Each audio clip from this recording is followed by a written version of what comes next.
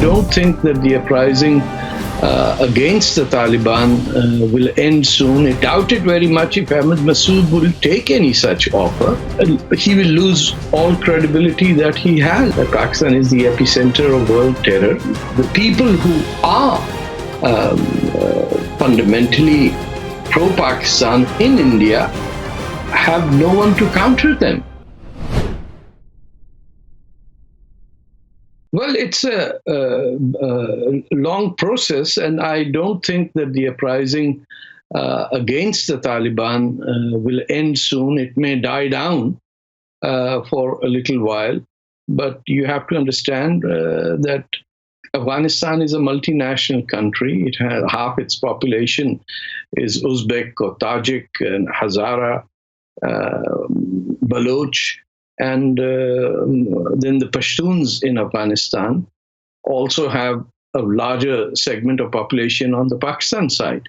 So you simply can't conclude that because they have control, they will have peace. Well, I doubt it very much if Ahmed Massoud will take any such offer.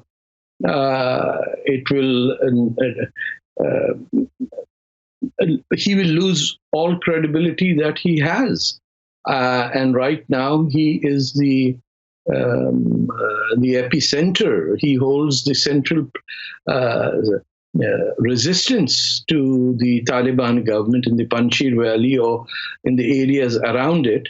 And you have to understand that any military setbacks that the Panjshiris have had is due to Pakistan Army's direct involvement in bombing the positions of the Northern Alliance, which is Amarullah Saleh, the constitutional acting president at this time. So what the Taliban have done, and basically, is an invasion by the Pakistanis into a sovereign country. And it will be very hard for anyone to recognize the Taliban. Well, they can conquer as much as they want. They don't have any legitimacy. I mean, countries have invaded other countries and occupied it for years, and then have had to relinquish it. It's primarily a Pakistan-made and created army, dressed them up as the Taliban, and positioned them according to how Pakistan wishes to do it. In and around Kabul. So there are multiple facets to it, but one thing is very clear, that this was Pakistan Army's invasion of Afghanistan, and the world knows about it. India is aware about it. People might not say it with such frankness, but the reality faces all of us, that Pakistan is the epicenter of world terror. And this is not good news for any of the countries in the region, especially India.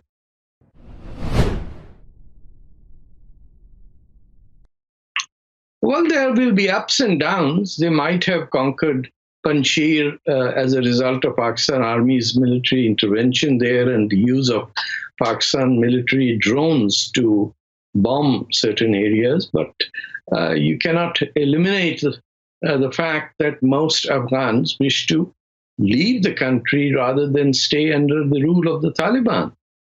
Despite all the atrocities the Taliban commit, you still have women on the streets in Kabul. Leave Panjshir alone. Right there in Kabul, there have been demonstrations against the Taliban. This is a new generation of people who have grown up. The women are educated. They have seen themselves empowered in jobs and in positions. It's not just that there are no women there. There is no one over there that has any credibility. All the people in charge are on or near being put on the world terrorist list. These are men who have been released from Pakistani prisons. The Haqqani group has now had power over there. everything is stark naked in front of the whole world. The fact that many countries wish not to directly address this problem is at their own risk. The West has been, this time at least, been in a position where they have placed the Taliban in power and then just packed their bags and they've gone. It targets India as well, its historical existences, to wipe out Hindustan, or what we call the War of Ghazwa Hind, which is the belief of many Muslims from the subcontinent that Hinduism has to be destroyed and all Hindu temples have to be eradicated so that Islam can rule over Hindustan. This is the Indians may try to ignore it for whatever reason, but the reality is that this is the objective of both the Pakistan military and the surrogates in the Taliban or the dozens of terrorist groups that live in Pakistan. Of course, India has reasons to worry. The fact that Indians are trying to look the other way and not look straight into the eye of what the agenda is a sad thing to see. Most overseas Indians in the West do not really are not really active in this area. Therefore, you now have, while the Taliban are destroying and plundering the land, you have a situation in North America where Hindutva is being raised as a great threat to the rest of the world. It's hilarious, but unfortunately, whoever's in charge in India or its foreign ministry or external affairs has not yet, or its academia or intellectuals have not yet played their role where it matters, where the public debate on how to tackle Islamic extremism has not taken place, has not found support amongst others. India has tried to, for a long time, desired a definition of terrorism, but the world seems to just shrug it off because they think it will go away. And it's not going to go away as long as there is a Pakistan. Well, the Doha deal was a scandalous event in which the United States of America surrendered its sovereignty to a bunch of terrorists at the behest of an American Pashtun leader, Zalmay Khalilzadeh, who was acting more on behalf of Pakistan than he was for the United States. And he served 3 administrations and made sure that the Doha Accord did not have the Afghanistan government sitting there. It got all the terrorists released from Pakistani prisons and placed into Qatar as the government's guests. You also have to realize that Qatar is a close ally of Iran and was isolated by the other Arab Gulf states in the area, including Saudi Arabia. So there have been a number of mistakes made in innocence, but allowing the Doha Accord to be signed without the Afghanistan government being at the table was itself a crime against the people of Afghanistan. And the fact that President Trump initiated it, and we know how well versed he was in issues of this world, followed up by Mr. Biden, who is enamored forever by Pakistan giving him its highest award when he was vice president.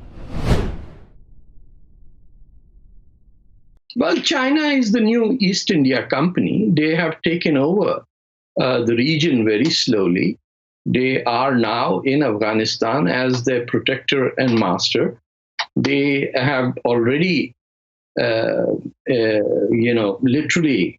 uh, put Pakistan on its payroll. So what Pakistan's policies get first approval from Beijing before they can be implemented anywhere.